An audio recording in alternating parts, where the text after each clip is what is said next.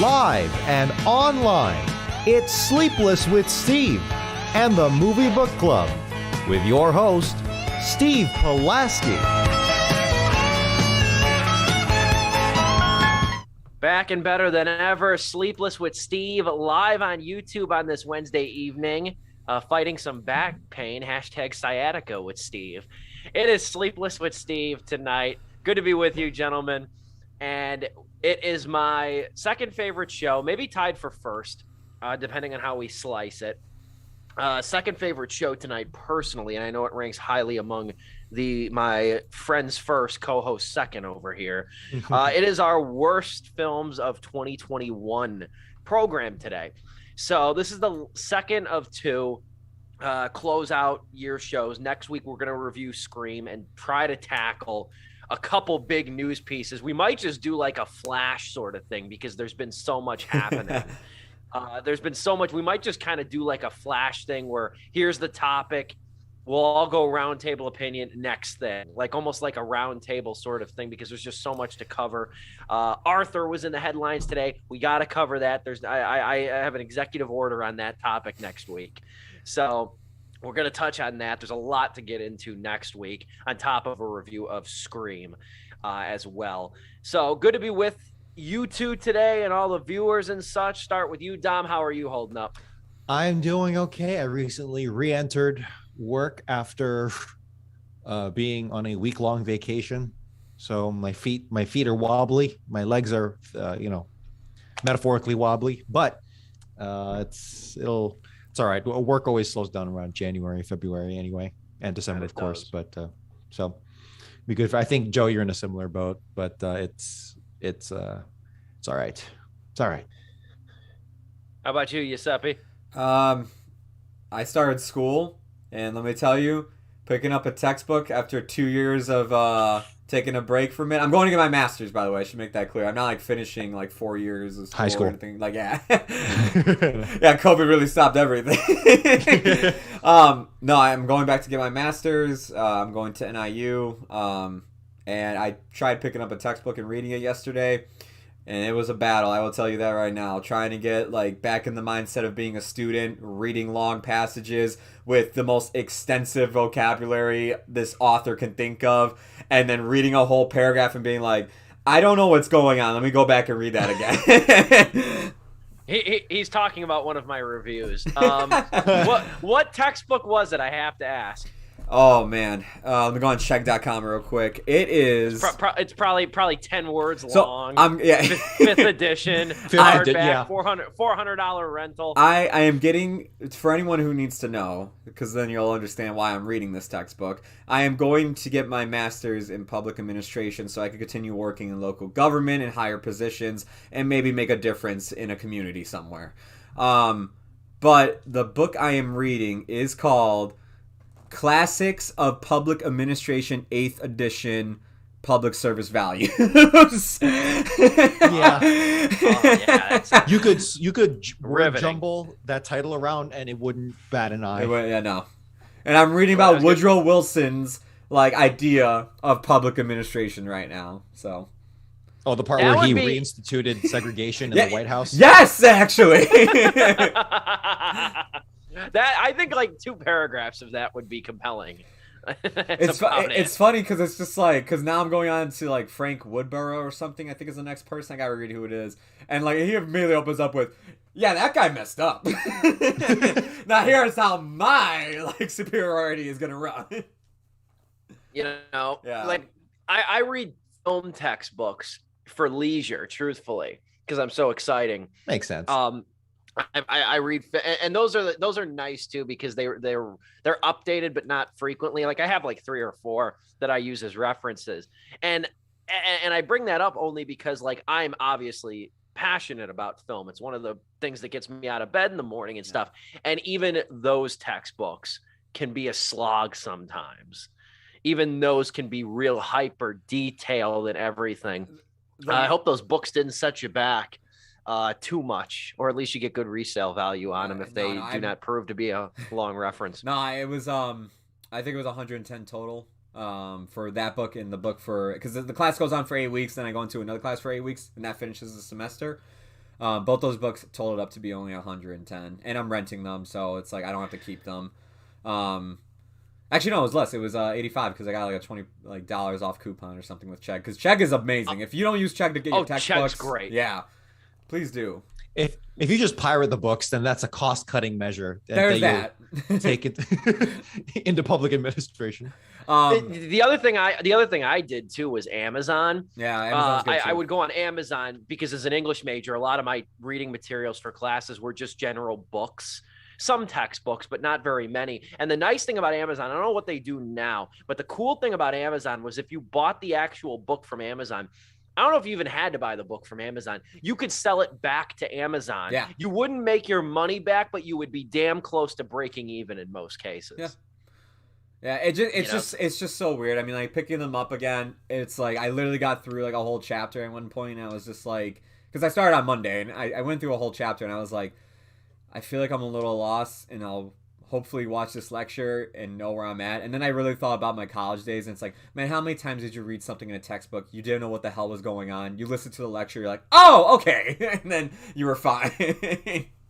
That's how it plays out. That's absolutely how it plays out because you're usually more focused with the lecture. Yeah, exactly. In the first place, love me an educated man over here though. Congrats to Joe. Thank you. Get that master's, get that education. And then going back to the Amazon thing about buying books and selling them back, to quote the inadmittable rapper Bobby Shmurda. Was it Bobby Shmurda who said this? Yeah, it was. Get the money back and spend it on the same thing.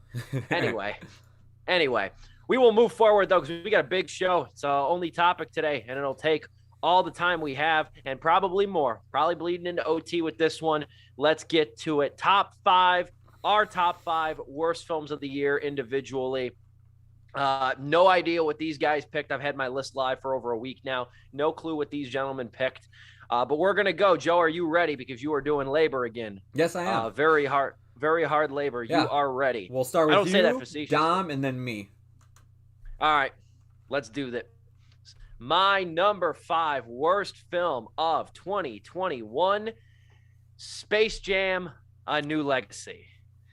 And I am impressed that this thing fell all the way to 5. I am truly impressed because this thing just sucked. Top to bottom, I was probably the harshest of none of us really liked it from what I remember. But I think I liked it the least out of all you guys too. And the stupid part about me was I was looking forward to it. And I'll preface this too, because I started my review the same way. And you're kind of seeing it come to fruition this season if you pay any attention to basketball. LeBron James can no longer carry a basketball team, and that's not a knock against him, just because the fact that he's gotten older and Father Time has caught up with him in many ways. He can no longer carry an average Lakers team or even a subpar Lakers team, and he damn sure cannot carry a movie, evidently, especially one as badly written as this. And the thing that struck me almost immediately was how much of a prick they made LeBron be in this movie, which is shocking to me because for all the crap he gets online, he's honestly pretty damn likable.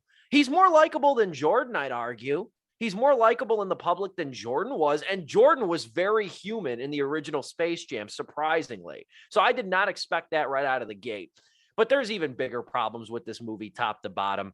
Whether you want to talk about a horribly miscast Don Cheadle, or you want to talk just about the fact that this movie is just drowning in IPs that it cannot begin to cover. And the funny thing is too, when it comes to like Agent Smith, we saw him twice in movies this past year, if you remember correctly, because he's in the audience of the final basketball game of Space Jam 2, and obviously he's in the Matrix Resurrections as well. This thing is just a top to bottom mess too. It's a attractive looking mess. They definitely didn't skimp on the aesthetics of this and the CGI work and everything, so that all looks pretty good. I will concede that, but it's just a top to bottom mess, horrible hodgepodge of just either bad writing or shortchanging the Looney Tunes characters in general. And not that anybody I think really cares about this either, but like I still don't know what happened. And I don't think I mentioned it even in my written review. I don't know what happened to like half the basketball players that were supposed to be in this thing, because you do get Damian Lillard of the Portland Trail Blazers and stuff. But if you look back at the early reports of Space Jam, Kyle Kuzma, who's now on the Wizards, I think, you'll never hear from him again after he got traded. But Kyle Kuzma and Draymond Green, who's on the Warriors, they were supposed to be in this thing, and they're not even in it. So I don't know what the hell happened there. I don't know what happened. There's another basketball player. I can't remember his name, but he's not in it either. So like half the cast of this movie that was supposed to be in this thing isn't even in it. And then the ones who are in it, like Klay Thompson and Anthony Davis and Damian Lillard, they're not even characters. They're just voices to sort of animated archetypes. They're just voices. They're not even in it either. So Kuzma and Green, I guess, are considered lucky because Space Jam: A New Legacy, a piss poor legacy at that. Number 5 worst film on my list. I will withhold comments for completely arbitrary reasons. My thoughts on the movie. I think I was the one that like gave it the least amount of crap on this show. That being said, anybody who has this on their worst stuff list, I completely understand. I'm not gonna argue with you. Like, it's just like I completely get it. Like this could have easily made mine. It just didn't. Because I did think at least that first half while I was animated was at least tolerable, but then the live action stuff is where this movie crashes and burns. I'll even say, Joe, I think we were even vibing with that first half. We were, yeah. Like there was actually like LeBron James compared to Jordan can act circles around Jordan. Yeah. That's like undeniable. Yeah, definitely. And like they actually gave Bugs Bunny like character motivation. Yeah. And he was like actually like apart from just being Bugs Bunny, he actually had like a role in the story. Yeah. I mean, okay, a role in the plot, sure, in the first one, but in the second one, there was like actual like emotion. Like he was actually missing his friends. Yeah. And I was like, oh, is this gonna turn out to be like not just a total cash grab and a vehicle for the basketball player? It was always gonna be that, but could there be more to this? Nah. And I will. You get to that second half, and it's later. Just like, no, this is exactly what I thought this. I forgot to mention too in the beginning when they are introduced to the serververse, and Warner Brothers presents LeBron with the idea of like interjecting him in like a bunch of different Warner Brothers movies. I love how LeBron admits that's an awful idea, and then that's the plot of the movie. I love that. That meta commentary right there is hysterical in itself. They categorically admit it's a crappy idea in the very beginning, but then they run with it for the next hour and 45 minutes. Can you imagine Lana Wachowski sitting in the meeting after getting like the Matrix 4 done, and like they tell her, hey, guess what? We're going to use your property for Space Jam: A New Legacy. And she's like, well, now I'm just going to be even more pissed off while making Matrix 4. No wonder Lily was like, screw this. Dom, you take it. All right. My number 5, bottom 5 of 2021 is Cry Macho. Clint Eastwood's Cry Macho. Haterade. Steve, you're not gonna see right away some of the awesome screen caps I managed to get, but may not necessarily even be from that movie. But yeah, dude, Cry Macho. It's actually more so sad. It's very easy, and we will get very vindictive about our bottom of the barrel here. But honestly, number 5 for at least for me is more of a sad one.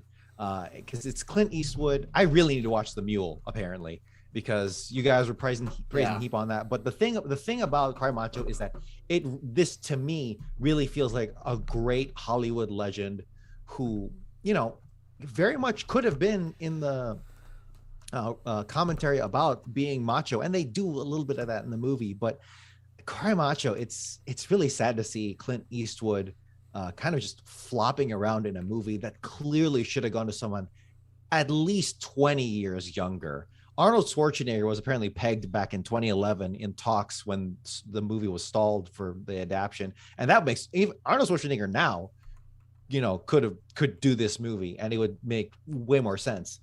But, or at least the acting could have come off better. But, this movie just really was not for Eastwood. And you really need a movie. I'm not against a 91-year-old actor being, playing in a movie. No, I would love to see more elderly representation of all stripes have their kinds of movies that aren't just, hey, this is a heist movie where everyone's old, actually exploring themes of what it's like to be elderly, that old, and that, shunned by the world in so many aspects. That is awesome. But this movie really did not do it for me, and it was really sad to see it. The screenplay is flopping around. It was so awkward seeing an attempt at sexual tension between the femme fatale and it was just depressing. And it's like, I know, like, we all know Eastwood is can be a great director and a great actor, and it's like, just seeing him kind of reaching here, it's just sad to see. The themes here could have been great, and I'm sure the original novel sounds like a very interesting one.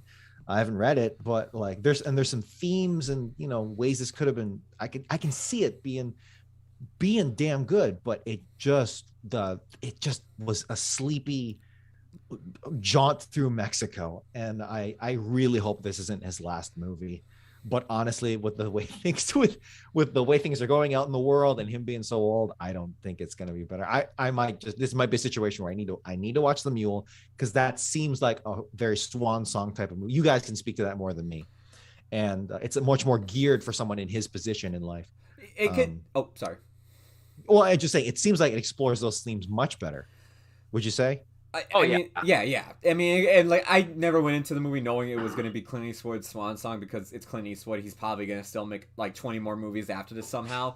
Probably. But The Mule to me is definitely 20 times better than Cry Macho. I remember when we reviewed it, Dom and I were very heavy on the film, and as you can tell from Steve's opening of going haterade, Steve was more on the fence of, this wasn't actually that bad, you guys. This is a less vindictive bottom of the barrel, more so just this really stood out to me as something that, oh man, I'm not happy about it. Anyway, number 5, Cry Macho. Move on. I'm already pissed. Right. The fairest point you brought up was the attempt at sexual tension, because that was evident. The fact that Clint Eastwood was originally offered this role in his early 50s, that I'll absolutely give you. You didn't mention though that what I thought was the movie's biggest flaw was that the kid was not that good of an actor. Yeah, exactly. That kid was awful in this movie. He was not good. I try not to harp on child actors, because at the end of the day, you guys know this too, that it's not for a child actor, it's everyone else's fault, because that kid, a child, it's literally a child, no matter how good the acting is supposed to be. So at the end of the day, that's Eastwood's fault. And you're right. No. But, and it probably is Eastwood's fault, because he is notorious for doing this on set. He is a one-take guy. Like, we'll do one take of the scene, and that's it. And like, I mean, if this kid is like one of his first English-speaking films, come on, like, give him at least more than one take. It's like Ferdia Shaw. I remember that name so distinctively. Ferdia Shaw in that Artemis movie. Fowl. Yeah. Yes, Artemis freaking Fowl. I was thinking Ferdia Shaw. I wasn't gonna name drop, but I was thinking Ferdia Shaw. That kid, and there's a reason we haven't seen that kid. That kid was on our worst stuff last year, and he got mentioned again this year. Only because he got dealt the worst possible hand in terms of career. Because it's like, dude, you're gonna be forever associated. I pray you can overcome that. Both of these actors can overcome these bad debuts because of the hand they were dealt. Not to interrupt, but he has had one role since Ferdia Shaw has had one role since Artemis Fowl in the movie, this other movie, which I hadn't even heard of. It's called Poster Boys. He played Hooligan 1. Hooligan 1. Oh boy. Sucks, man. It's not their fault. No, it isn't. I'm not. Yeah. I know. I'm not berating the kid. That kid was categorically failed. Yeah. All right. We just move on. It's getting sad. All right. Well, here is my number 5, bottom of the 5 and whatnot. Last week when we did our top 5, we talked about movies that we loved, and I said there was a movie on there that I unfortunately wasn't here to review with you guys, and that was Mitchells and the Machines. That same weekend, you guys reviewed this movie, which is Mortal Kombat, which is available on HBO Max, or you can just do what I'm recommending here on the screen and just go play the games. This to me, like, I didn't even I was going into it just like, look, it's a video game movie. It's probably not going to be that good. But just as a fan of the games and just, again, seeing how you adapt the source material into your movie, it's just like, wow, man, you guys dropped the ball big time here. Rather than just focusing on the characters, they made up a character named Cole Young, who is just never featured in the games, as bland as hell, and I get it. It's supposed to be the audience's avatar, but The games had that in the character Yeah. of Johnny Cage. And Yeah. if you go back, and I can't believe I'm saying this, but I can't believe Paul W.S. Anderson did it better than this guy did, which is Simon McQuaid. That is the audience's avatar. There's actually an animated film that came out last year called Scorpion's Revenge that uses Johnny Cage as the audience avatar, and it's voiced by Joel McHale, and he's amazing as Johnny Cage. But not only that, you actually take the main characters of this franchise, which is Kung Lao and I just want to make sure I'm getting the pronunciation. Yeah, Liu Kang, and you put them on the side to be ignored the entire time, and you focus on all the other characters. There's no tournament as well. It's just like, man, look, I'm fine if you want to do your own adaptation. That makes sense. You got to adapt it into a movie. So be it. But to take the stuff from the games and just be like, we're not going to use that, or we're going to do something better, and only to just make it utterly worse, it's like, what the hell was the point of even trying to do this in the first place? The only thing I liked about this movie was the first 10 minutes where you have the first time that Scorpion and Sub-Zero fight each other. I thought that was well choreographed, and that was awesome. After that, I mean, the script gets dumb, the jokes get dumb. There is a guy that plays Kano, and he's amazing in the movie. I will say he's probably the only other good thing about this movie is his one-liners. But after that, this movie is just as bland as every other video game adaptation we've been getting recently. Number 5, Mortal Kombat for me. Yeah, we weren't super high on that movie to begin with. I didn't peg it as one of the worst I saw this year. I enjoyed Kano for what that was worth. He I was see all good. the flaws I will of say that it. movie. Yeah. I see all the flaws of that thing, though. I truly do. And I like the Paul W.S. Anderson movie, and I'm not a Paul W.S. fan. I'm not. And, he just doesn't make movies my speed. I don't think there's anything terribly wrong with him as a director, and I don't think I've seen as much of him, to really have an art and opinion on him. He just doesn't make my kind of movie. Yeah. He's the guy behind a lot of the Resident Evil movies, too, which I have not seen. So I like the original Mortal Kombat movie. I didn't bother with the sequel, Annihilation. The less said about that one, the better, evidently. but yeah, this one, this one wasn't bad as much as it was forgettable, and I think Dom would probably attest to that as well. Yeah, definitely. It's a hot mess, but it's not on my list because it's Mortal Kombat, so there's like a level of, okay, this is not going to be Schindler's List, so we're okay. We can have a little more fun with it. So whatever. Fair point. I guess we'll seg to number 4 then on my list. I'll be really quick with this one because there's very little to say. My number 4 worst film of 2021 is Paranormal Activity: Next of Kin. And I bet you a lot of people, or some people, are like, there was another Paranormal Activity movie. Yes, there was. And you know that this thing did not have much hope because it's the 7th installment of the series, and it's a standalone sequel. And it was relegated to a second-tier streaming service in Paramount Plus on Halloween weekend with very little promotion.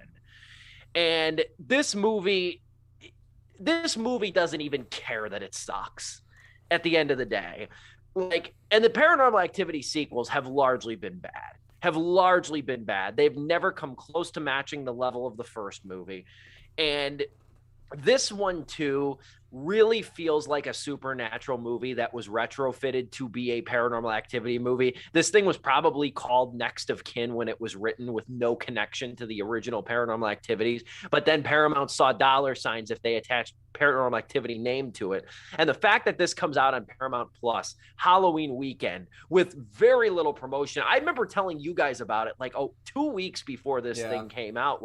This is happening and nobody's talking about it for good reason.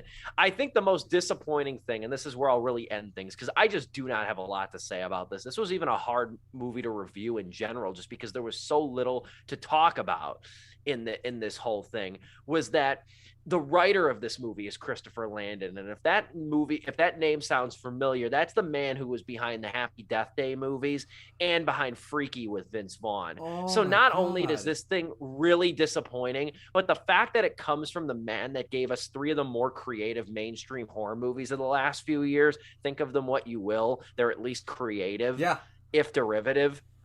They're at least creative and they had some life to them. To see this thing that is completely vapid of any personality or anything other than just a gimmick in the first place is really disappointing. And the one other thing I'll mention too is that this is a found footage movie, as are the Paranormal Activity movies. Now, that's not necessarily a surprise, but the confusing thing, and this is why I think this movie was conceived as like a movie completely divorced from the Paranormal Activity canon, is the fact that this movie is found footage. So it's shot. The director is an involved director. He's part of the movie.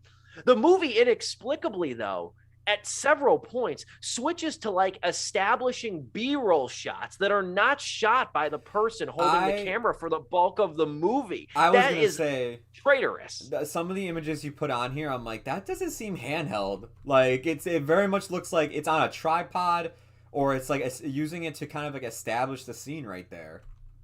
That's what I'm saying, is that is the most inexplicable part of this movie, is that it breaks the convention just inexplicably and doesn't really have much justification for why it's doing that.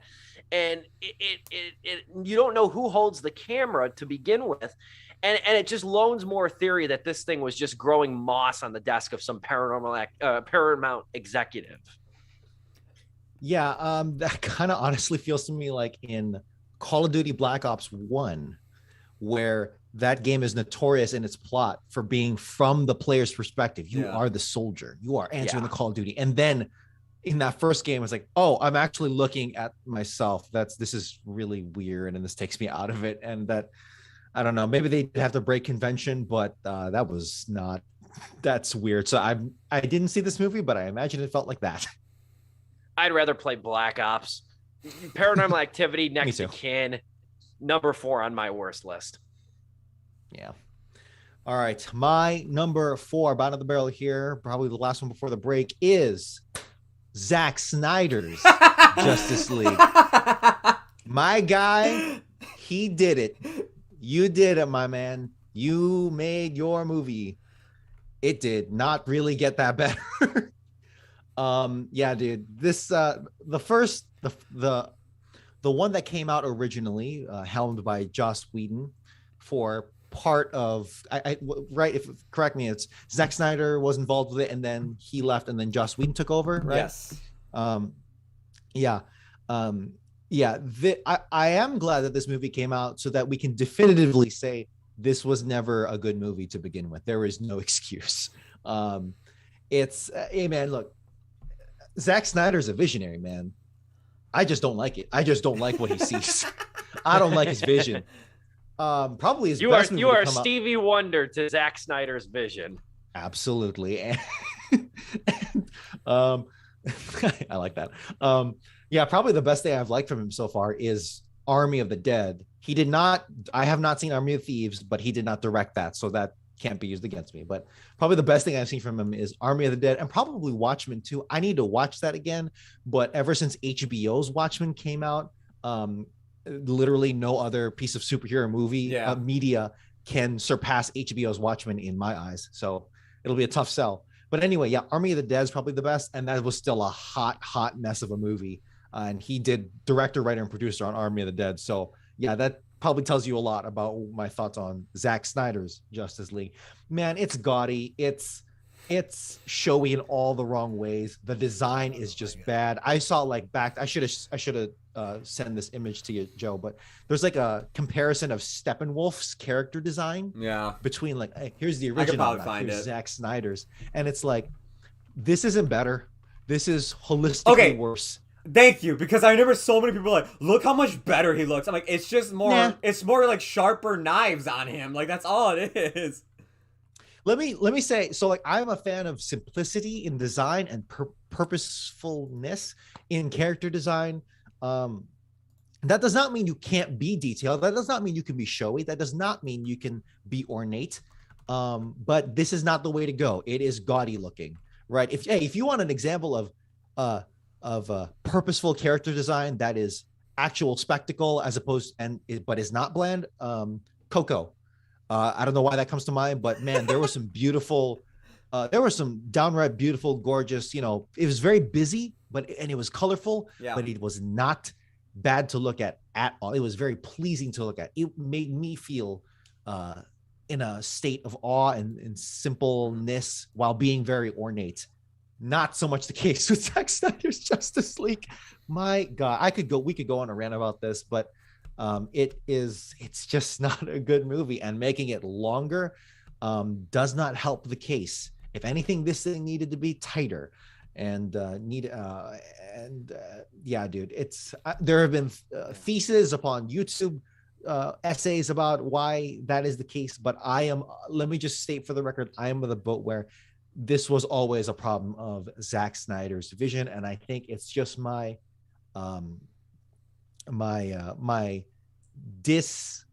inability to see what Zack Snyder sees in making a movie and making a vision and telling a story.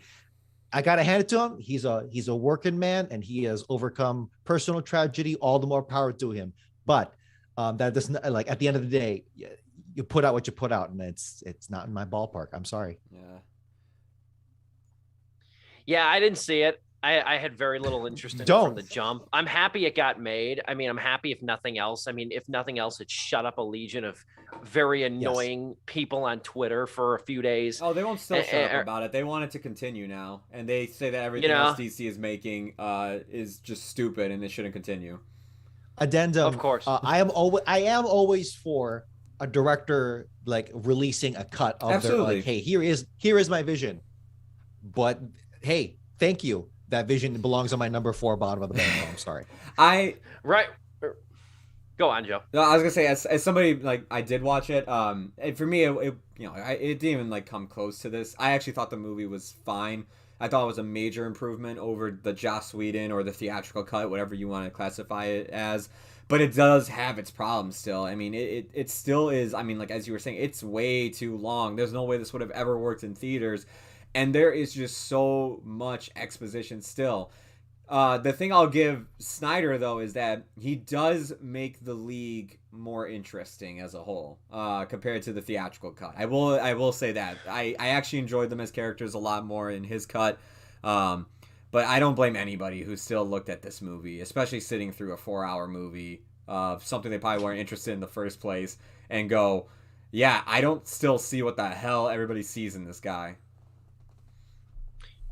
The only hashtag campaign in this realm that I'm subscribing to at the moment is hashtag release the Craven cut, which is the Wes Craven cut of the Christina Ricci, Jesse Eisenberg thriller Cursed. Yeah. If you remember that from back in 2005, that movie went through hell and high water to get made. Wes Craven famously said, and I quote, I planned for this movie to take 2 months. It took 2 years of my fucking life to get this thing made. And we still haven't seen the director's cut of that, and probably never will. But that's the only director's cut I want to watch. I'll watch a 2.5-hour version of Cursed before I watch a 4-hour version of Justice League. But with that, I don't want to shortchange Joe. We will take the first of probably 2 intermissions right now. It's a big show. Forgive us. We'll be back in about a minute or 2. It is Sleepless with Steve live on YouTube. We are counting down our worst films of 2021. We'll be back with Joe's number 4. Just a few short minutes right here on Sleepless with Steve.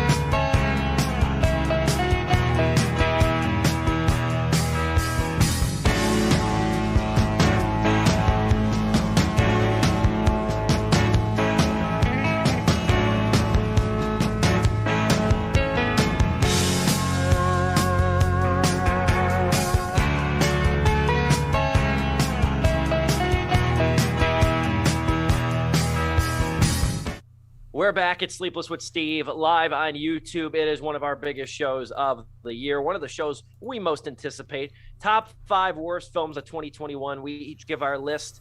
We just wrapped up. Dom gave us 4. His number 4 pick with Justice League, the Snyder Cut. I gave my number 4, Paranormal Activity, Next of Kin. Now it's time for Joe. Your number 4. My number 4 is a movie that I was very much not looking forward to, but thinking to myself, well, I mean, there's no way it could be as bad as the trailers are making it out to be, and lo and behold, it was. It is Tom and Jerry, which is also on HBO Max, but so are the episodes of the show, and I just highly suggest you just go and watch those. Listen, I get it. Like, I've told people like how much I hate this movie. They're like, yeah, but it's for kids, and I look at them, I'm like, yeah, you know what else is for kids though? Encanto, Mitchell's versus the Machines, Raya and the Last Dragon. I mean, like, you know, these are animated films at least, like, that at least tried to do something. I don't know what the hell Tom and Jerry tried to do here. Obviously, yeah, just cash in on the Tom and Jerry name and then also make like a children's animated family film hybrid from it. But it just doesn't. It's just not good. It's just not good at all. Chloe Grace Moretz is wasted in this movie, like she has been for most of her career.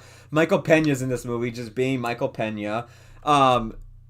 There's so many other characters that pop up too. You have Ken Jeong, who is a chef, which I will give you literally 2 seconds to guess what he does in this movie in terms of acting. And if you guess everything else he's been doing his entire career, then you are correct.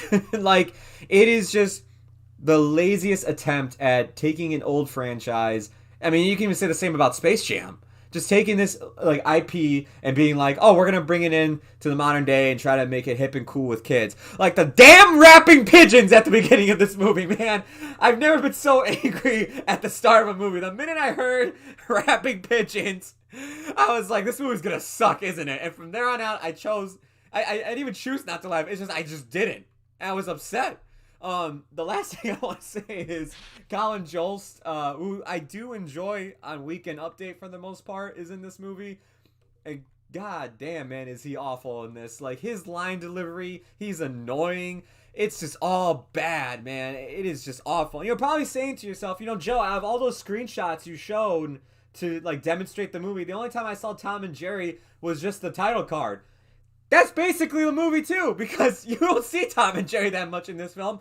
And I'm not lying to you. When you do see Tom and Jerry, if you are a fan of Tom and Jerry, all the comedy bits they do are recreated from the show, except they don't have the same impact. The sound effect wasn't right, the timing wasn't right, and the animation wasn't as fluid. It's literally copy paste into a CG 3D model of Tom and Jerry, and it just sucked and I hated it. I give a lot of shit to Hanna-Barbera, and rightfully so, in my opinion. But that marker always starts for me after Tom and Jerry, because I consider Tom and Jerry some of the greatest works of animation in American history, probably world history. I'm not even joking. I mean that from the bottom of my heart. That is incredible animation, timeless comedy, great for kids, adults, and great for adults as well. It's fantastic. You're right. The impact of, like, the sound effects are so peculiar and so it was random before random was a thing. Like how Tom would just like make random ass noises, but they were so rare that they had impact. The randomness had impact too. That they are fantastic. And then Hanna-Barbera really got lazy and sold out trying to do the Honeymooners but in the Stone Age with Flintstones. Anyway, yeah, dude, what a waste of everyone. I feel so bad for Chloe Grace Moretz. She's been flung around in the Hollywood industry of acting casts that it's, man. I go back to theater and like be respect, like. You are worthy of respect. She can act. That's what I'm saying. Is that, like, please be around people who appreciate you as opposed to this whatever people are trying to throw you into here, man. Or you know, collect a paycheck. Man, I don't blame you here. You were in this movie and The Addams Family 2 in the same year. Girl, you gotta talk to your agent like ASAP. I mean, secure the bag. You gotta do what you can. Secure the bag and everything. The Addams Family 2 is not high art, but it is better than Tom and Jerry. Sure. Anyway, Steve, I'm ready for you to go on to 3 unless you have something to say about Tom and Jerry. Less said, the better. Less said, the better. We'll move forward to a movie nobody's heard of. My number 3 worst film of 2021 is A Holiday Chance. Now, this thing was odd how I found this thing. Dude, I was about to ask you. I went to see the Jesus Music, the documentary on contemporary or on Christian music, which was honestly one of the best documentaries of the year. I didn't talk about it on the show. That is like the summer of soul for Christian music, but it's a very good, like sort of encompassing documentary about the origin and history, decade by decade, of CCM, contemporary Christian music. But I saw a trailer for this movie beforehand, of Holiday Chance, before that movie, the Jesus Music, and I'd never heard of it. But I'm like, it's being put out by a typically religious production company. I'll see it. I'll make time out of my day for reasons I can't explain.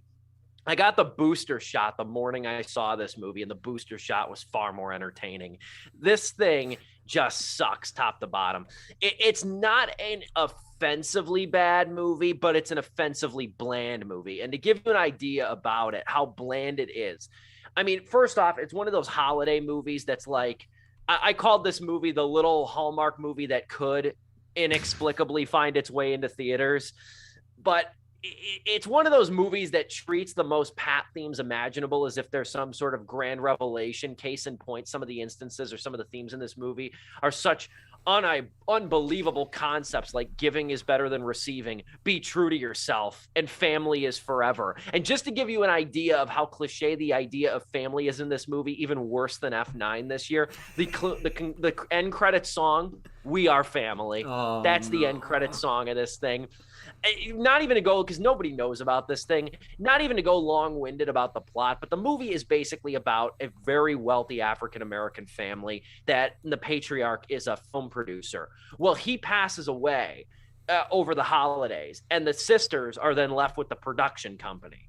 But the sisters can't stand each other. One is the responsible sister, the other is the irresponsible sister with the failing marriage. And that's sort of the end grab of this movie too. Every single thing about this movie is one long caricature. You have the lazy sister, the capable sister, the mother who enjoys the opulent lifestyle and can't stop spending money, the stern father, the obligatory boyfriend, the underappreciated husband, and also what I couldn't get over too, the litany of background actors that show up at this family's multiple holiday parties, and not one of them has a line of dialogue whatsoever. Exactly. You could literally believe they were yanked off the street. This is a 102-minute crappy holiday soap opera, and the thing about it is that you shouldn't have had to pay $10+ to see it in the theater. It's trash. A Holiday Chance is number 3 on my worst of the year. I got nothing to say. I got nothing to say either.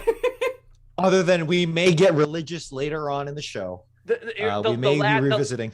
The one thing I'll bring up about this movie too is that the company that put it out, the name escapes me, but they also put out a handful of other movies that are part of a same franchise. And again, they're very irrelevant, so I don't even remember the names of it, but there's 3 movies in this. I don't know if they're called like Two Can Play That Game or something. It's True to the Game. That's what it is. There's True to the Game 1, 2, and 3.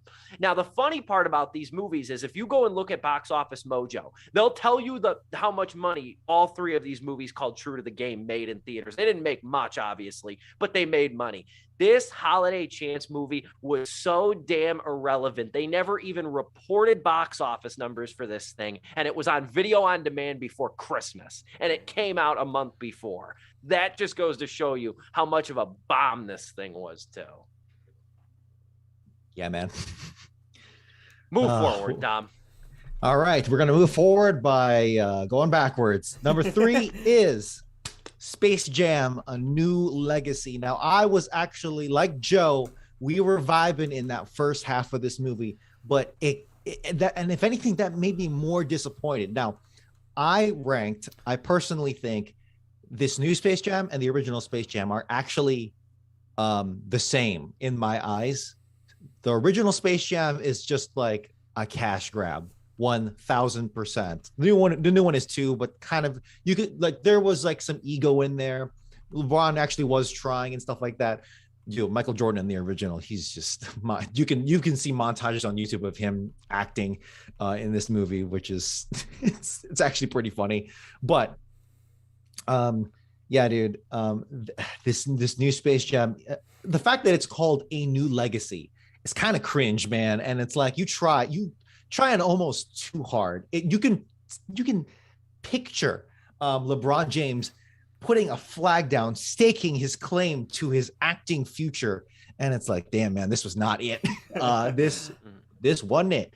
And but honestly, I don't even know if I can blame him that much. I would love to see the politics of this movie, going in and look who decided on what and like what direction this movie was going to go, how much influence LeBron had on this. Apparently it was a sizable amount because Spring Hill Entertainment is his production company, which apparently I don't think has a great record. I can't say for sure because I haven't seen too much, but regardless, yeah, dude, it's kind of like Clint Eastwood. It's sad to see LeBron, although LeBron has less of an excuse because he's in his prime here.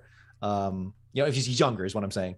But just kind of trying damn hard, but almost kind of like the Cavaliers, kind of everything else fail around him. You know what I'm saying? Where it's like the CGI technically probably magnificent. It's on the character design. This is a Justice League situation. This is a Justice League. I was thinking of another Justice League scene where it's totally, hey, this looks high fidelity and fantastic in some ways, but this is just vomit on the screen in so many ways. The second half is so, and it hurts because the first half is very pleasing, simplistic animation, not quite classic. This isn't, I don't think this was cell, classic cell animation, but it rings so much truer to the classic Looney Tunes lore. And it's not to say I'm not demanding that the whole movie was that, but goddamn, you are not helping your case when you later on to produce this kind of color vomit on the screen, the shading vomit, lighting vomit, where nothing is vibing at all, and everyone just looks so out of place. Joe, what were you saying? I was going to say anything. Or what we're going to say? I was just agreeing with you. You were just putting your hands up in agreement. And Preach. You just go like LeBron. You were like, "What is this?" As the game falls apart around you. Yeah, dude, dude, I want the Looney Tunes to come back so bad. Same. I legit. Same. The Looney Tunes show was actually an interesting direction, not a flawless execution like some people with rose-tinted glasses want to say, but the Looney Tunes show where they were in a sitcom situation. Yeah, that was actually pretty good. It was interesting. I actually quite liked it. But man, I want them to come back because like Tom and Jerry, they are the heart and soul of American animation, much in the same way classic Disney was too, the classic Mickey Mouse tunes. But yeah, dude, this is not the legacy I don't think anyone wants in many regards. And dude, when Granny was doing that Matrix shit, god damn, or Piggy started rapping. That honestly is like on the same level for me as the pigeons in Tom and Jerry. No joke. Can I ask you something? Yeah. We have on your slide, you have just a photo of Simon Says starring Dennis Rodman. Can you please explain? Just another attempt at another man in his prime doing his goddamn best. All right. Now, credit where credit is due. LeBron can act. I believe that. I will go on the line and say LeBron can act. It's just that the scripts he's given, the scenes he's given, the directing he's given, is not quite turning out for him, and I do feel bad for him in that sense. So, watching Space Jam 2, I got bored like Rodman. See what I did there? Bored, backboard, bored like Rodman. You see what I did there, right there? Sure. Yo, move forward. All right, my number 3 is a movie that about a year ago actually we reviewed it, and I said on that review it will make my worst of list. Just you wait. And here it is, The Little Things, directed by John Lee Hancock, which is available on HBO Max. I find that very interesting that the last 3 entries now have been on HBO Max. So shout out to Netflix, who had 3 entries on my best of list. HBO Max, I know this was like the direct to, streaming thing that you guys were doing, but like, damn, what the hell is going on? If you're looking for police procedural stuff to watch on HBO Max, skip this movie and go directly to True Detective. This movie, unfortunately, though, like, to me, could have been something great because of the talent that is there. We had Rami Malek and Denzel Washington, two great actors, one from an amazing TV show, one that's been in the game for so long, has even directed his own feature films, and will be starring in a film that I can't wait to watch eventually, which is The Tragedy of Macbeth. And yes, look, I know we were making fun of Jared Leto a few weeks ago because of the House of Gucci, but I will give credit where credit is due. He is actually really good in this movie. But he's probably the only thing I do like about this movie because he's just acting weird, which isn't hard for Jared Leto to do, believe it or not. But he is the only thing I found actually like interesting and was engaging because Denzel Washington and Rami Malek as two detectives are the biggest buffoon detectives I've ever seen. This is the worst police procedural work I've seen in movies. I mean, like, these guys literally have the dumbest plans to get evidence, which is, let's break into the suspect's house by, telling him, hey, meet us at this diner. And let's just not have one of us go to that diner to, like, stall him. Let's just both not show up at the diner and break into his house. So that way we wouldn't know if he's coming back or not. And just the police work that's done here, like, it's all mishandled. And look, yeah, maybe, like, and maybe detective work is this mishandled from time to time, but this is True Detective. With what we've seen in terms of police misconduct over the past many years and decades, this is True Detective. And the thing is, though, if you go and watch True Detective, those characters aren't meant to really be liked either, and the methods they use to get stuff done isn't always the best. But the thing I could say is, at least the show is more entertaining. At least the characters have more depth to them. At least the acting is on point. Rami Malek is mumbling his way through this movie. Denzel Washington feels like he's sleepwalking through this movie. I don't know what was happening throughout it, because to me it was just like nobody really gave a shit. And it was just like, man, if the only guy that gives a damn is the guy that possibly murdered a girl, and I want to root for him just because he's the only one that's actually trying here on screen, then that's a pretty bad sign of your movie. The Little Things, number 3 on my worst of list. That made number 10 on mine. That made number 10 on my list. I couldn't stand Jared Leto in the movie, too, for the record. That was one of the weaker parts of that movie, too. The shocking thing about it, though, I think, just is the end-all, be-all, is that if you look at his track record, Denzel Washington does not do a lot of movies, at least as many movies as you think.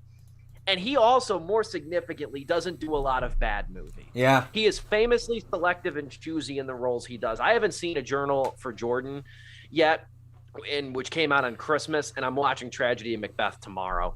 And I have hopes for both of those movies. But Denzel doesn't normally do bad movies. So that was the shocking thing to me about The Little Things, was just how uninspired everything, including his performance, was. That scene in Little Things where Jared Leto is walking down the stairs just parading down the stairs. You know what I'm talking about, yeah. Right? That's how I felt everyone was like treating this movie. It's just like, yeah, just gonna come on set, do my thing, pretend to be characters for a while in front of a camera. And dude, I can't believe Jared Leto got supporting actor noms at the Golden Globes and SAG or SAG Awards for this movie. Wait. Yes. Okay, look, that's unbelievable. Hey, look, I know I just said his performance. Go on. Leto received Best Supporting Actor nominations at the Golden Globes and Screen Actors Guild Awards. Okay, I know I just said he's probably the best part about this movie because I actually did like his performance, since he just had to be weird, which he's known for. But it's not like he broke new ground with his performance as himself. Now he's better than he was in House of Gucci, but that's not saying much because he was the worst part of the House of Gucci. Like I said, he's just an actor I grow less and less fond of with each role. There's not many actors I dislike. There really isn't, but I probably strain to think of 4 actors I don't like, or who just very seldom have a good performance or a good movie. I do not like Jared Leto. He grows less likable for me with every film role. The guy thinks he's, again, and I've said this before, the guy thinks he's Marlon Brando. He's not even Joaquin Phoenix. So let's just backpedal on that right now. I just want to say, I can't wait for the day where he's trying to do weird stuff by going to just all these radio stations in middle of America, and he ends up at Steve's station for an interview for some movie, and Steve walks in, just sees it there. He's like, I'm done for the day. Oh, we'll move forward. Number 2 on my list, and man, in any other year, this probably would have been number 1. So that just goes to show you how much animosity and disdain I have for this thing. It's Dear Evan Hansen. God, this movie is awful. And allow me to bloviate here for a couple of minutes, please. Right ahead. American cinema, at the end of the day, still hasn't found a real consistent way to touch on mental illness with any sort of poise. There have been good movies like Still Alice, but that was even more geared towards Alzheimer's. Yeah. There's been movies that have touched on mental illness pretty well. This is absolutely not one of them.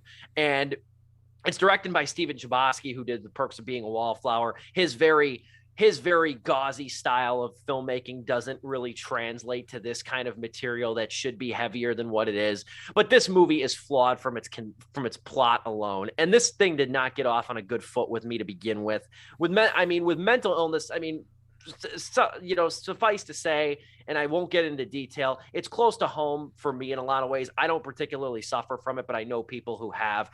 And for Ben Platt to get on a platform too, and talk about, once the trailer for this thing dropped, talked about and lashed out at the critics in the audience who said that he was too old to play that role. For him to come out and say that that he was so entrenched with this play and so entrenched into this story that people could not possibly see anybody else in the iconic role of Evan Hansen speaks to the swell of his ego. With all due respect to Ben Platt, get the hell over yourself. That's number 1. But even beyond that, because that even too is ancillary, it's not direct, it's not really pertinent to the actual movie. His performance sucks because he cannot chameleon himself to look or play a high schooler. No. Even worse, his costumes are hemmed to give a boyish appearance, and they just look like they've been hemmed to make his body type look smaller than it actually is. But with each passing musical number, one that's almost as forgettable or as bad as the one that preceded it, with the exception of Sincerely Me, the only one I still remember from this thing, this movie just gets worse and worse. It's predicated on a very selfish, ugly, icky premise from the beginning to start. Its premise is ugly and selfish. There's never a real strong reckoning of the character's actions, and when there is, it's glossed over as a technicality or as something that he had to do, look at what it gave him at the end of the day. And that is the most disgusting thing about this whole movie to its very core, is that not only is it a movie about mental illness, but it's got a selfish actor and a selfish person headlining it, and a story that doesn't even come to reckon with what he actually does and the pain that he causes in this thing. I'm going to end just by saying this too. The brain is the only organ that when it fails, we blame the person and their alleged weakness as opposed to the rampant unfairness that is life. And rather than tell a true story of fighting a battle with oneself, Chbosky, Levinson, and Platt, they would rather deliver platitudes and easy answers where none exist. And to present this movie in a package that still encourages us to root for the person, the alleged protagonist of this thing, despite his horrible actions, is no movie I can nor ever will get behind. This thing is awful. If it hadn't been for the truly harmful nature of my number 1 pick, this would easily be the number 1 worst film of 2021, in my opinion. This movie is disgusting, Dear Evan Hansen. Keep in mind, always remember in your prayers, the actors that Ben Platt stole a potential new Evan Hansen from on the silver screen. He hogged that to himself so selfishly. And look what it got. And look what it got him. One of the most financially disappointing movies of the year, on top of one of the most criticized in Lions portion because of him. And it sucks because the first song, is actually kind of a banger. I'm not gonna lie. The first song is a banger on the soundtrack. But yeah, dude, I gave up on this movie when the movie gave up during the climactic scene between him and Julia Moore on the mom song, right? Yeah. Where it's like she has never sung throughout this whole musical. She's singing here now for the first time, and it's a heartfelt, post climax of the story, and the scene is literally just shot reverse shot. That's it. Yes. That's it. It's the most boring ass filmmaking, and they were trying some, shot composition stuff. I don't know my technical terms, but they were trying in some other scenes. But this one, that particular song, man, they gave up on. The cinematographer gave up on Julianne Moore and Ben Platt. Dude, yeah, man, what a mess! What a hot stinking mess. And it's going to be rewatched by a bunch of theater kids, and not even worshipped like comic book characters flock to Justice League. No, they are going to roast this thing to hell. And I know, because I would have been one of those kids if this came out while I was in high school. This is going to play in college dorms for the wrong reason. Yeah, for sure. All right, moving on to my number 2 is none other than Tom and the frickin' Jerry, the pride and joy of Hanna-Barbera. Yeah, man. I got to deal with this movie again. No, I'm not. Hey, I'm almost prepared to like move on from this. Let me just say, Tim Story, the director of Tom and Jerry, won I just found this out actually. Oh my God. Come on. There we go. Won a NAACP Image Award for outstanding directing in a feature film / television movie, I believe for, oh man, I don't even know what it is. They don't even mention it in the Wikipedia. What was it for? I don't know. I'm not saying you don't deserve that. And apparently he's big into jazz.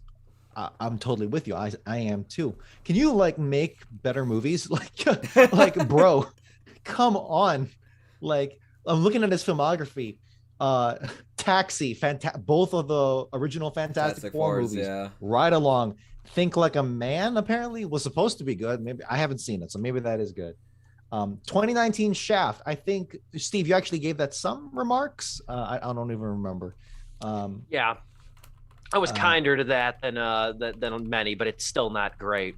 There's even a picture of him on the Tom and Jerry Wikipedia of him like doing a promo picture of him in front of like Tom and Jerry memorabilia while looking over the history of and the legacy of Tom and Jerry.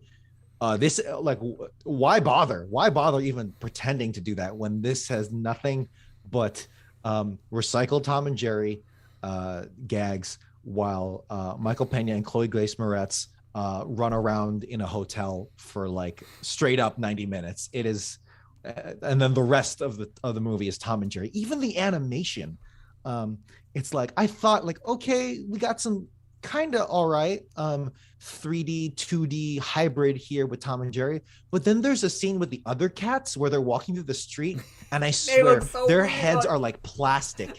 Yeah, what was up with the shine? The lighting was all wrong on that, dude. Again, none of us here are animation experts, and we can't go into like the 13 rules of the angry old men of Disney animation. No, but we know when these cats look like balloons, we know it looks wrong. And yeah, dude, just go to our original review. I could just strike the hammer on this over and over again. It is a shame. Everyone is being let down by this. Tom and Jerry, what a hot mess. It's one of those movies that's like vintage bad, like the kind of thing that would have come out in 2009. Thank you very much. Yeah, this feels like Yogi Bear came out in 2010. Like it belongs in that era. You think we're past? Oh yeah, you're right. Yeah, 100%. Joe, you give your number 2, then we'll take one more final intermission before our number 1s. Okay. My number 2, and I won't even go long-winded on this as well, just so we can get to intermission, because, we just actually literally talked about this movie. But, my number 2, just like last week, Dom and I had the same number 2. Well, this week, Steve and I got the same number 2. It's Dear Evan Hansen, which, as Steve pointed out, where not to watch is Voodoo. But I will say this. Every other musical that came out this year is better in every shape and form. Yes. Encanto. Yes. West Side Story, which I haven't seen yet, but I guarantee is way better than Is. this movie. In the Heights. There's that one on Netflix that Lin-Manuel Miranda. Tick Tick Boom. Tick Tick Boom. Yes, thank you. Tick And then there's another one. I'm thinking of the documentary. Yeah, I know what you're talking about. I wasn't even thinking of Tick Tick Boom, but thank you for reminding me of that one. There's another one. It's an animated one that Lin-Manuel Miranda voiced. I'll have to look it up and find out what it is later, but it involves like a family like involved in a circus or something. Point is, everything else that was a musical this year was way better. This movie, yeah, Steve said it best. This would be my number one. Would it not be for the number one pick? I hated this movie. This is the movie that, like, as soon as I walked out of, I almost wanted to text Steve, like, you know what, man? Hey, Sleepless was a good ride. You take care, man. And, like, I felt uncomfortable sitting in a theater by myself. I'm not even kidding you, by myself watching this movie. Trying to think, like, am I supposed to actually like this kid? Because the movie is framing it like I should, but I don't. I actually hate this kid, and I practically hate everybody in this movie except the grieving mother of Amy Adams and Evan Hansen's own mother. Everybody else in this movie, I despise, man. And, man, look, for the longest time while watching this movie, I was like, all right, maybe they're trying to make me root for him, but I'm just not. It wasn't until they spent like a 5-minute montage of him hooking up with the kid that committed suicide's sister. Oh, yeah, that's a good one. And I went, oh, no, I'm actually supposed to be happy for him in this scene. The film is trying to say you should be happy for me. It was that moment, and also a moment where he fumbles on his speech, and the social media post says, his friend died. You wouldn't believe what he does next. And I said, this movie's head is up its own ass, man. And Steve nailed it perfectly. Hollywood has failed really to capture mental illness on a big enough scale. It really has. I've never seen the musical. I've never seen the Broadway stage play. I can't speak on that. As a film adaptation, no, this movie sucks. It just sucks. Everything about it sucks, and it is sick and despicable. I probably should have made this my number one, actually. I think about it. Fair enough. I have not seen Dear Evan Hansen on the stage, but I have seen Next to Normal, a production of Next to Normal. That is a fantastic musical that handles mental illness, and everyone in that show is messed up, and it's really fascinating. But yeah, dude, I will say this: Dear Evan Hansen is not my number one, and it is not even on my list. But you're making a case for it. However, the reason why is because that first song, I actually played that on repeat. I think it is a banger. And two, the scene you're talking about where everyone, like the social media montage, it rings true, but for all the wrong reasons. Exactly. Not for the reason the movie was That's like, what it is. So it's uncouth. Yeah, exactly. So when you're saying like, watch what he says next, like that is 1000% accurate. If this was if that was supposed to be like satire about social media, then it missed delivering that 100%. Because the way it's presented is like, no, isn't this so heartfelt? Look what it felt earnest. And it's just like, oh my God, you idiot. That is so corny. Yeah, the tone of this movie doesn't match doing that. I will say the best thing about the Caitlin Dever, Ben Platt sex scene was that we didn't have to see it. They didn't give us a PG-13 sex scene. That was the best part about that whole thing. And then number two, if you really want to go the extra mile, and I know that you two haven't seen this, and I'll be shocked if you even know what it is, the Christian Netflix musical, A Week Away, which I billed as Sunday School Musical in my review. That's better than Dear Evan Hansen, because that movie's got a song that's literally called God is Awesome. That's better than Dear Evan Hansen. You know, at least that movie looked like the people were having fun with it. That movie's good. I think there's actually more. There's at least two better songs in that movie than Dear Evan Hansen. I will even go that far. But nobody else has seen that thing. At least, you know, nobody else doesn't belong to some sort of church group. But at any rate, we got our number ones to give. We'll take one more intermission. It is our top 5 worst films of 2021 right here tonight on Sleepless with Steve.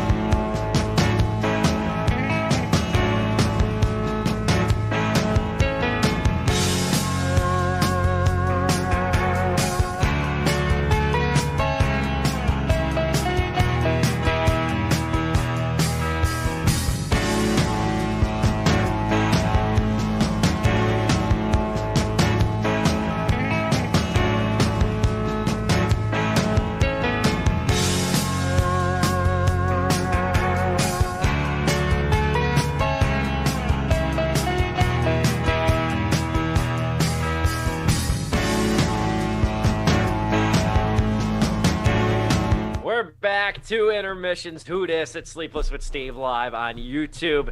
Top 5 worst films of 2021. We are giving them right now. We are at our number 1, gentlemen. And this was the only half-star review I gave this year. This is probably, I'm thinking back to last year. Yeah, worse than the worst movie of last year. Last year was Artemis Fowl. This is worse than that movie. This is an early contender for one of the worst movies of the decade, because this thing is unequivocally repugnant. It is my number 1 worst film of the year. God's Not Dead, We the People. Now, I'll preface this by saying I've sat through every single God's Not Dead movie that they've made. And I'm just going to say this right now, religious beliefs aside. If you have to make 4 movies that are convincing me of the same premise that God's not dead, the dude's probably dead. That's number 1. Number 2, I'm not going to go incredibly long-winded here just because the internet is already clouded with opinions, or with my opinion on this movie. You know what's funny is that since I published my review on October 5th, because it premiered in theaters October 4th, since I have published my review on October 5th, I'm not even kidding. When I look at my site analytics for stevepulaski.com, it consistently ranks as one of the top 10 most viewed articles of any given day. Any given day. Wow. It has been far and away the most successful review on my website, which is hilarious too, because it's also gotten me some good vitriolic emails as well. But I'll stand by them, and I'll stand by every single word in this review too, which you can read at stevepulaski.com, and I would highly encourage, because I want to keep the top 10 streak alive. But this is the 3rd sequel to the runaway Christian sleeper hit of 2014. And the kindest thing I could say about this movie was that the family I saw it next to, they were super friendly. They were very good people, and I hope they do not take this movie too seriously, although I do have my doubts. This movie is not only the worst in a very misbegotten series, but it is so utterly deplorable that its status as a 3-night-only Fathom event in theaters at least assures that significantly fewer people saw it in theaters and probably know of its existence than they did the previous 3 movies. All of these movies focus on the absence of Christianity from public education in America. That's not really a spoiler. All 3 of these movies in some aspects do that. But God's Not Dead, We the People is flawed from the jump, because it focuses on a non-existent issue that I didn't realize was controversial. And even digging into this thing for the day after I saw it, even digging into this issue before and while I wrote the review, I still can't find any real meaningful controversy about government infringement and homeschooling.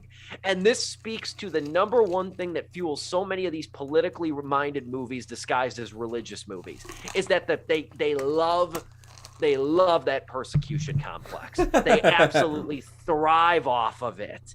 And this movie too suggests that there's an incoming congressional attack on the practice of homeschooling. And I do not want to tell the screenwriter of this movie, Tommy Blaze, such a thing, because he might have to go back to the drawing board and conjure up a movie that wasn't based solely out of an illegitimate fear.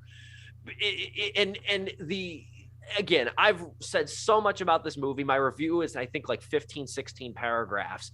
But this movie is made at the end of the day for people who want to waste precious hours of their day, particularly the generation that worked hard for their money and is now spending their remaining years on a diet of cable news.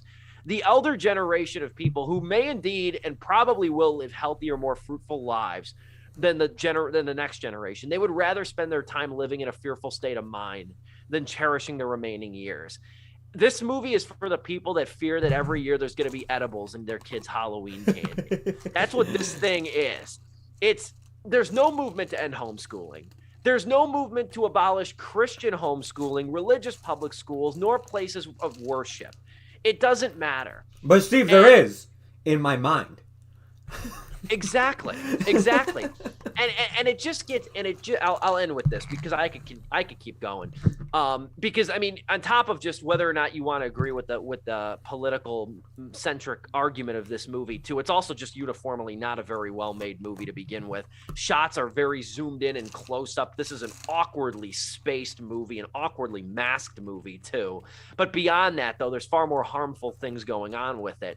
Is that in a time too when we have like anti-Semitic attacks and attacks on Muslims, these God's Not Dead movies consistently remind you that it's the dominant religion in this country that is at the most risk. Because dare anybody tell them to be the least bit empathetic and understanding. And that is the trigger for this. And I honestly love far more entertaining than the movie was the Twitter threads from two individuals who work for the Coalition for Responsible Home Education. And I sent these to YouTube when these took place, is that they took to social media to talk about how that their organization was, number one, grossly misrepresented, but number two, not even contacted about their portrayal, which is a gross violation of filmmaking ethics, number two. And number three, the fact that it posits a member of that as like, or a member of the homeschooling coalition, I believe, as anti-vax is a whole other can of worms as well. This is a vile, repugnant movie to its very core, a harmful piece of propaganda, probably the worst movie of this or any other year. It's god awful. God's Not Dead, We the People. Steve, all I'm going to say is, Steve, I'm actually very disappointed in you that not only are you sexist, you are actually also religiously intolerant. So we're not even going to entertain your thoughts. Joe, let's just move on to my number one. We can't do that anymore. So my number one is God's Not Dead, We the Fuck You People. This is disgusting, bro. So actually, I should mention, Steve, available the same store that sells Let's Go Brandon merch? Damn. Listen. Listen. Steve, you said that the people who sat next to you were very kind people, and I'm actually very glad for that. And I if you believe in if you're a Christian or Catholic or any denomination thereof, and you believe in God and Jesus, awesome, dude. That is your right. That is your right as given by the Constitution. First Amendment right there. Awesome. And I do believe that there are some very peaceful minded Christians. Chelsea is one of them. She's a Methodist, and she is a loving one at that. The people in my theater were not that. They were objectively not that. Dude, when David A.R. White, AR-15 White, is doing his big Mr. Smith Goes to Washington-esque speech at the climax of the movie, and everyone's clapping in the movie. No one clapped in the theater, but when the movie ended, I can feel it that everyone did want to clap on that scene, because I talked about this in our original review, but dude, when the credits started rolling, first of all, I could tell that I was the only one in that theater wearing a mask. But anyway, yeah, dude. As soon as the credits started rolling, there were some paltry claps, and then there were some harder claps, and then there was a guy going, "Yeah, hey, everyone, you got to go out into your communities." This is what I actually have audio of this. I believe we showed it. Yeah. We did play it on the show. And then God interfered by muting the audio. Dude, it was freaking crazy. No hands were thrown. It wasn't that crazy. There was no violence, but it's like this mindset really does manifest physically in one form or the other. You can say it's just on the screen, and that it's like, oh, it's like video games. It's like all the, people we run over in Grand Theft Auto, that doesn't manifest. Well, goddamn, if you had tried to make that same argument with God's Not Dead, it'd be a harder sell, because this truly is American Christian propaganda, 1000%. And you can make the argument that everything is propaganda. Probably dictionary-wise, you're right. But my God, this is the pinnacle of that. Not only is this Bible thumping to the umpth degree, but it is America. It is America to the max degree. Every freaking stereotype. You got two for one. You got the Asian stereotype of the God-fearing Chinese Christian man who's just trying to believe in religion, and godless communist China. Hey, I'm not a big fan of the People's Republic myself. I can go on a rant about that, but my God, this movie goes hard on that angle. You've also got the good the good African immigrant pastor himself as well, saying that life was tough in Africa.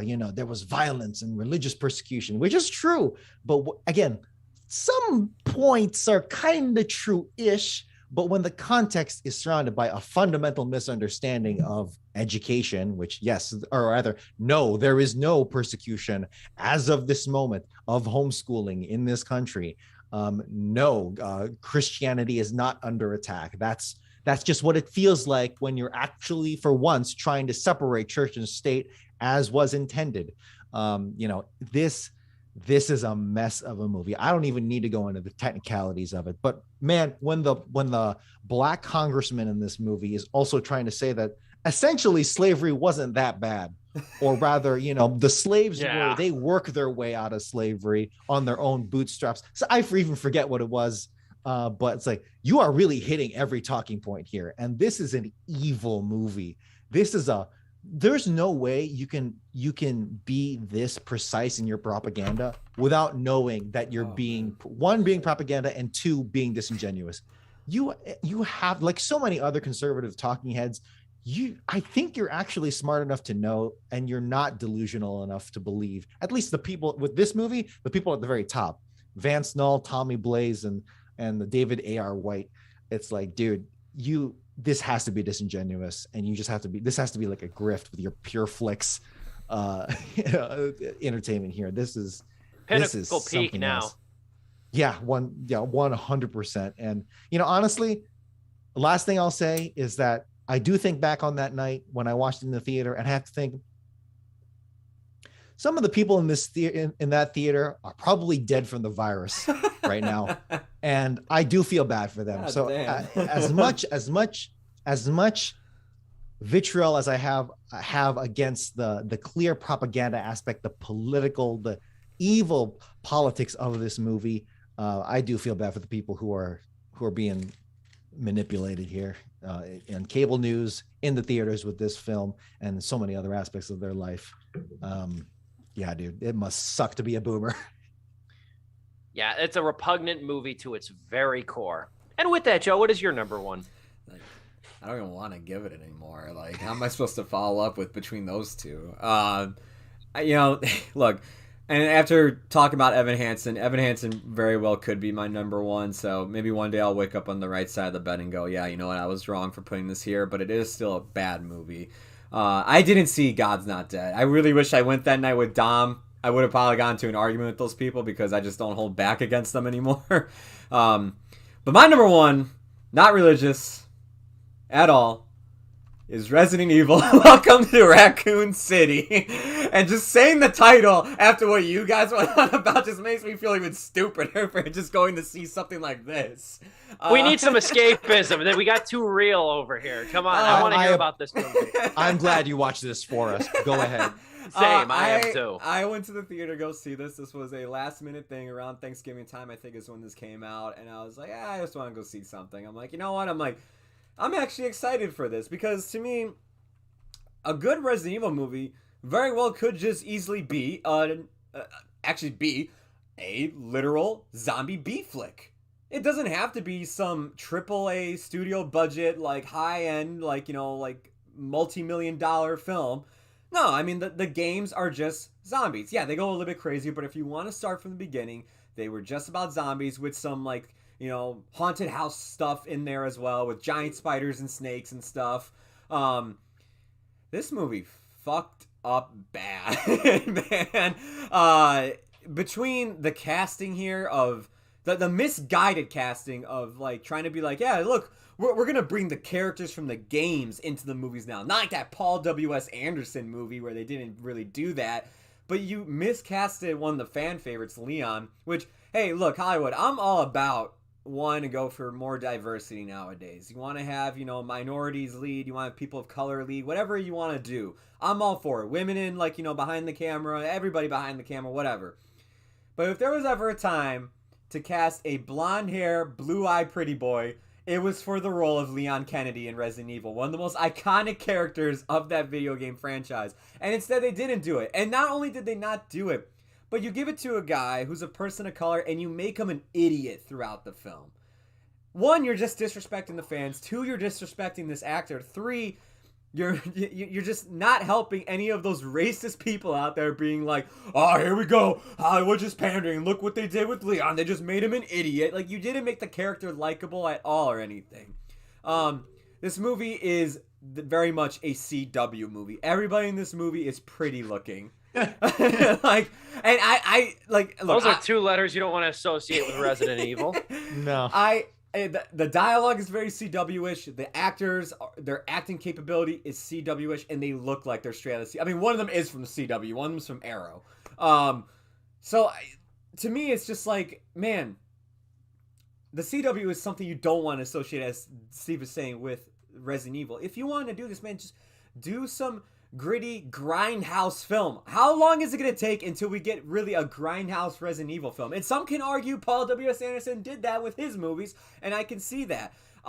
This though, I mean, they try to be like, hey, look, we're doing things from the game. Here's the mansion from the game. They only get the entrance to the mansion, and that's it. Everywhere else in the mansion is like, it could have been like the hallway of a basic studio. Hey, look, we got the front desk of the police station like in the game. Everywhere else in the police station is literally the exact same hallways I think they use for the mansion. They tried combining the first video game and the second video game in the one movie, and when I heard that, I was like, all right, this can either be a dumpster fire or they actually had something here when it came to adapting this. And of course, it's the first thing I said. I hated this. I never actually had this happen in the theater. This is how I knew, like, this might be probably the worst film I've ever seen this year, until I started talking about Evan Hansen and realized how much I hated that more. There's literally a scene. I was in a pretty crowded theater. I would say to about 15 to maybe 20 people in my theater. There is, and I probably will show you guys this after the show, there's a scene involving a truck driver, who's one of the worst actors I've ever seen, too. He crashes the truck, blows up because he got bitten by a zombie dog, and dies.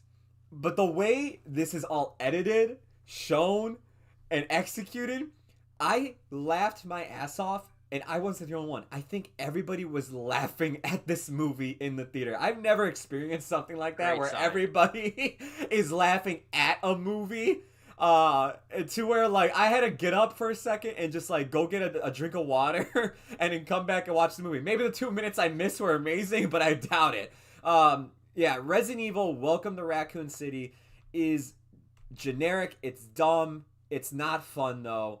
And God, I can't believe I'm saying this again just to bring it back all around, but how the hell did Paul W.S. Anderson do it better than you guys did? You guys should be ashamed of yourselves, man. This guy made 7 Resident Evil movies, and maybe 2 of them are actually good, but at least he had his, like, flair to them. I can say that. This is nothing. Sony took this and went, we got to keep the license. Just get anything out there. They're notorious with that with Spider-Man already when it came to Andrew's film, sadly. And they'll do it again with anything else they have as the franchise. Yeah, I saw that this thing was on Vudu now for like $20 rental or whatever, what have you. And the other thing with this is that, like, it had very minimal promotion when it was released. And I've honestly, I haven't played a single second of Resident Evil. I haven't played a single second of any of the video games. I know nothing about them.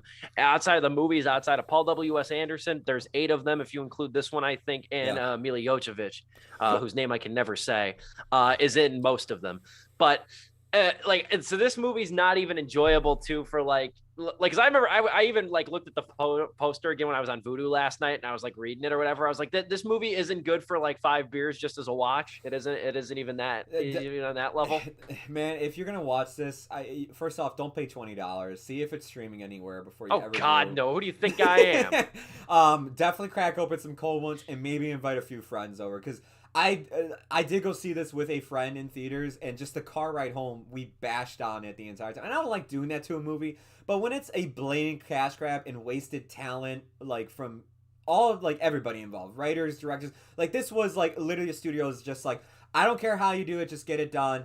Do the simplest amount of effort, least amount of... Man, these are the laziest zombie actors, too. And it's probably just because they just had to rush this movie out. I'm not kidding you, like, there's a shot of a zombie, camera's up in his face, and the zombie's just going, nah, nah, Nah, I'm like, you gotta be shitting me. This, like, The Walking Dead, did it teach anybody, like, like zombie acting is actually legit form when there's a school to learn it from? You just literally threw, like, fake blood on people's faces, shaved a woman's hair off, and just went, there's our zombie. And it sucks. I'm a big fan of the games. I know you said you didn't play anything, but the recent game that came out was my second favorite game of this year that I played. I would actually encourage you, Steve. I'm not even the biggest Resident Evil fan, but I know how important those games are to gaming in general. I would honestly encourage you, if you were to play any of them, probably play some of the newer ones. Like I would say the remake of 2. The remake of 2 and not 6, 7, 8, 9. That's what I meant. This just goes to show you. This just goes to show you how ignorant I am on it. Is Capcom still making them? Yeah, Capcom actually capturing. Hey, you got still making them. Yeah, you got that right. Yeah, they came back around, man. They've been nailing it recently with their games. That's cool. Yeah, and I have nothing against Resident Evil. I just never got into it. I'm not like Arden over here saying I'd never play him. I'll never watch him. I want nothing to do with them. It's one of those things that's just ever so eluded me. Yeah. Well, see, I had a reason in that I don't like horror. So, but anyway, I agree with Dom though. If there's one you should play, it's definitely 7, which is like kind of like a reboot, and it takes place in like Louisiana swamps, and you're dealing with like a hillbilly family that has the virus.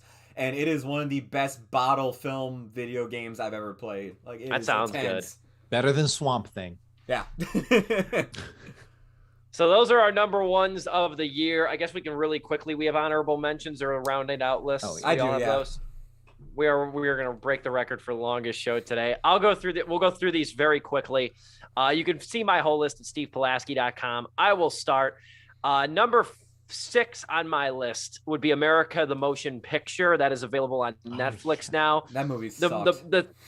It is. I do like the Flash style animation, but like this is a movie that's ostensibly brought to you by the same people who peddle frat boy t-shirts that are like George Sloshington and Ben Drankin and everything like that. I mean, the first exchange of this movie is the founding fathers playing beer pong over the phrase, and the winner gets to decide will the phrase of the Declaration of Independence be start with "We the people" or "Us rich white guys." That's the depth of humor in this. But the funny thing is that they're doing this. Hancock wins and gets it to be "We the people." The funny thing is they're saying Constitution. This movie can't even decide what the hell it wants to lampoon. It can't even get the historical joke right. And it's all downhill from there with America the Motion Picture. Then you have Lockdown, which is a movie, I'm convinced nobody saw. This is a movie that's currently available on HBO Max. It was one of the first movies to be shot during the pandemic and released very early into 2021. And a pandemic relic, if you can even call it that, is what it will remain. This thing, it's amazing. This thing sucks as bad as it does when it has Chiwetel Ejiofor and Anne Hathaway as the two main stars. This thing is just bland and very boring. And it's a 2-hour movie that begs you to check your phone less than halfway through. And number 8 is The Most Reluctant Convert, The Untold Story of C.S. Lewis. This thing is one of the strangest movies I've seen in a while in terms of just what the hell was this trying to be. It's based off a monologue play. And the movie is, I'll take a moment to describe this. The movie's about C.S. Lewis's reluctant conversion from atheism to Christianity, which is a fascinating story in and of itself if you've read about it. The movie, however, is 25% dramatization of that and 75% an actor, Max McLean, who's the brainchild behind this whole thing, even the play, playing the elder C.S. Lewis explaining his conversion, so that you get like maybe 30 seconds of a young C.S. Lewis going to college, and then enters of a fourth wall break, the elder C.S. Lewis narrating for the next 5 minutes what happened. It is one of the most bizarre things. This thing would have been a much better read than it would have been a movie. It's only 75 minutes, but it completely robs you of any ability to get invested into it because it keeps interrupting itself with a monologue from this old guy who can't shut the hell up. And I will say this, and I did get flack for this. A reader did comment on this. I will say cynical atheist C.S. Lewis was a lot more fun than Christian C.S. Lewis in this movie. The cynical atheist Lewis was better. And then the remaining two, Spirit Untamed, the sequel to Spirit Stallion of the Cimarron. I'm just going to sum this up by saying Spirit Untamed is spirit in name only. This thing was really bad. This was probably, if not for America, the motion picture, probably the worst animated movie of the year, Spirit Untamed. And then finally, Joe mentioned it earlier, The Little Things.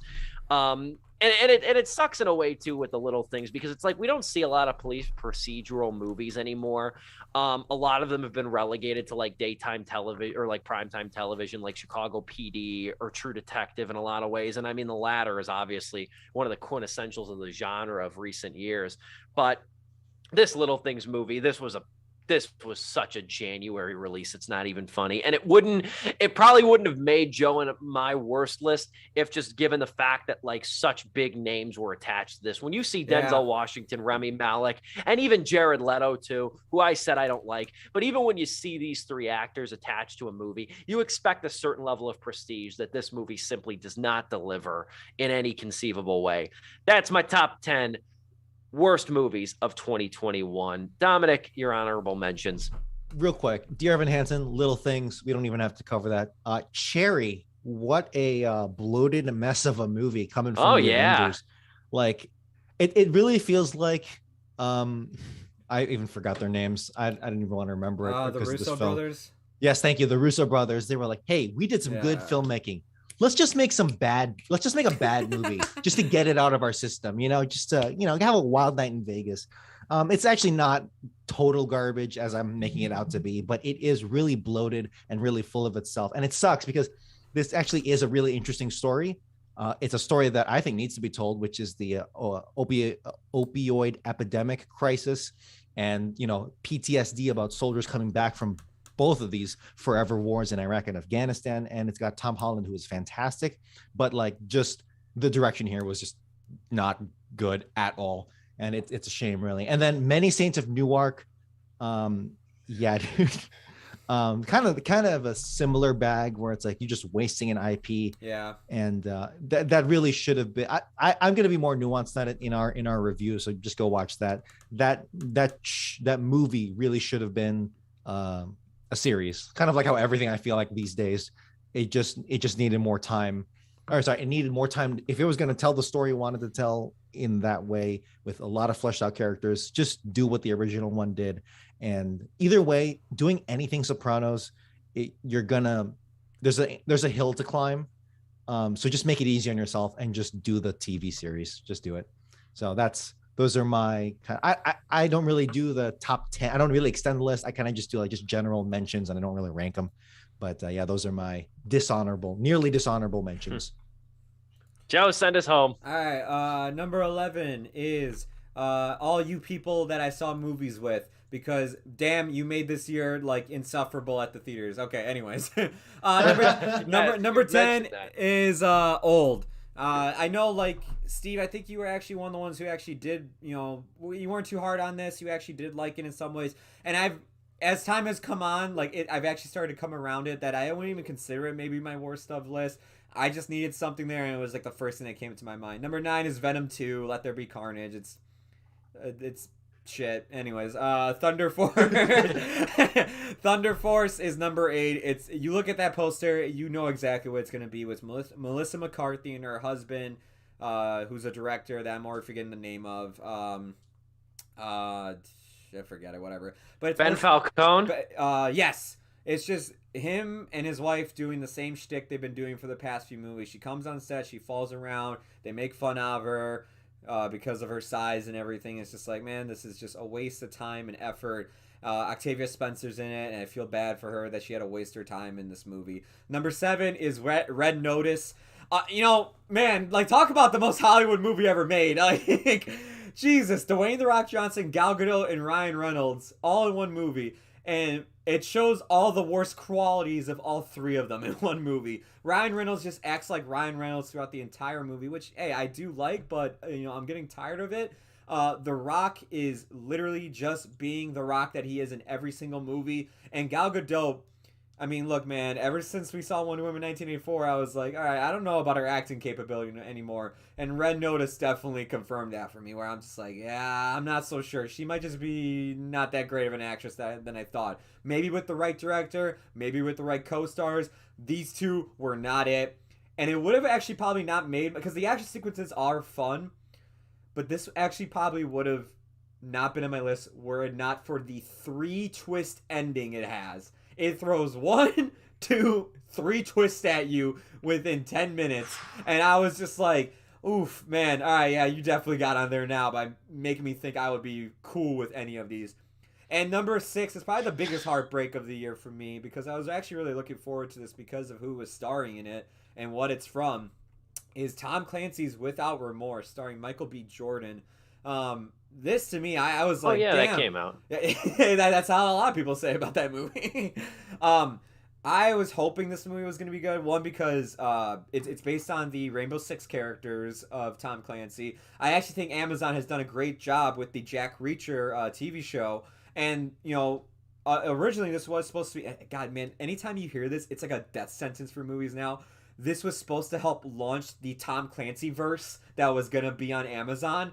And it just fell flat on its face. But like the thing is like I was actually looking forward to that because I've read a few of his novels, and the Rainbow Six like novel features a bunch of operatives from his books, and I was like, this would actually work. I think they can actually pull this off. And lo and behold, it comes out and it's just a generic action film with no heart and soul, and a wasted Michael B. Jordan, which should never be wasted in any movie. He is too talented to be wasted in anything. Preach. What was the last good thing Michael B. Jordan was in? Well, A Journal for Jordan, like I said, I haven't seen that one yet. Just Mercy. This is the last thing I remember. Oh, yeah, when we reviewed that.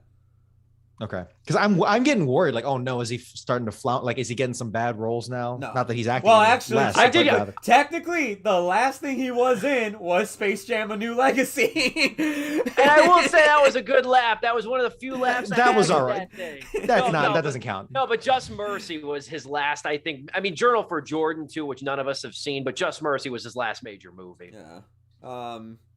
Oh, I mean, what if he's in that because he's voicing his character from Marvel? I don't even count that. Creed 2. Oh, he's got Creed. I mean, he's got Creed 2 and he's got Creed 3 coming out, which he's directing. Creed 3 next year. Yeah. I never watched the sequel. The first Creed was so good, I was actually afraid to watch the second one. Second one's just all right. because I don't want.